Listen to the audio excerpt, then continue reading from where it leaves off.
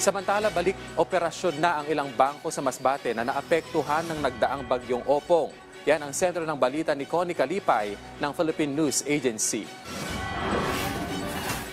Tiniyak ng Bangko Sentral ng Pilipinas na natutugunan nito ang mga pangangailangan ng mga bangko sa rehiyon, partikular na sa lalawigan ng Masbate na lubhang nasalanta ng severe tropical storm Opong. Sabi ni Attorney Mara Abocado, officer in charge ng BSP Legazpi Branch, batay sa kanilang pag-uusap sa Masbate Bankers Association, lahat ng mga bangko sa Masbate ay muling nag-operate noong tanghali ng Huwebes. Po sa meeting namin kahapon with Masbate Bankers Association, lahat naman po ng bangko sa Masbate ay bukas na at nag-resume na ng operations.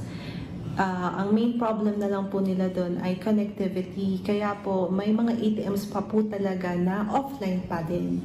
Ngunit, ang publiko naman po ay pwedeng mag-transact over the counter. So, yun po.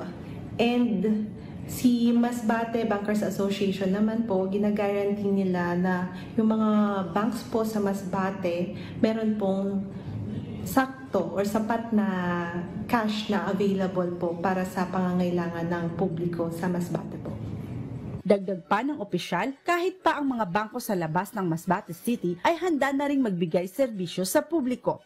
Base po sa ulat kahapon at sa impormasyon na aming nakala po ma'am, lahat nga po ng bangko ay naapektuhan ng bagyong Opong dahil nga po wala pa rin na electricity until now po sa Masbate.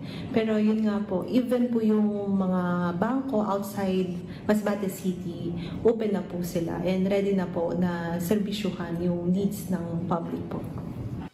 Ang Bangko Sentral ng Pilipinas, Legazpi, sa lalawigan ng Albay ay patuloy na nakikipag-ugnayan sa mga pinangangasiwaang institusyong pampinansyal para mapanatili ang pagkakaroon ng mga serbisyo sa pagbabangko sa Masbate.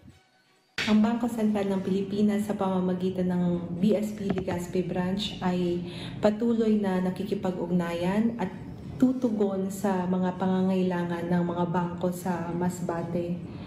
Nais din po namin ipabatid na maaari po sila mag-request ng emergency withdrawal para po matugunan ang kanilang pangangailangan sa cash.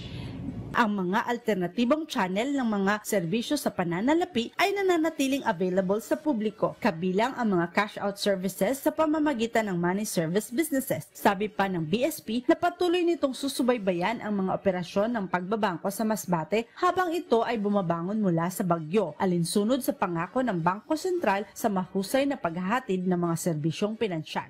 Rest assured po na ang Bangko Sentral ng Pilipinas ay patuloy na imomonitor po ang sitwasyon ng mga bangko sa Masbate para po masiguro na sapat ang supply ng cash at matulungan ang buong komunidad ng Masbate para sa kanilang pagbangon. Mula rito sa Legazpi City, para sa Integrated State Media, Connie Kalipay ng Philippine News Agency.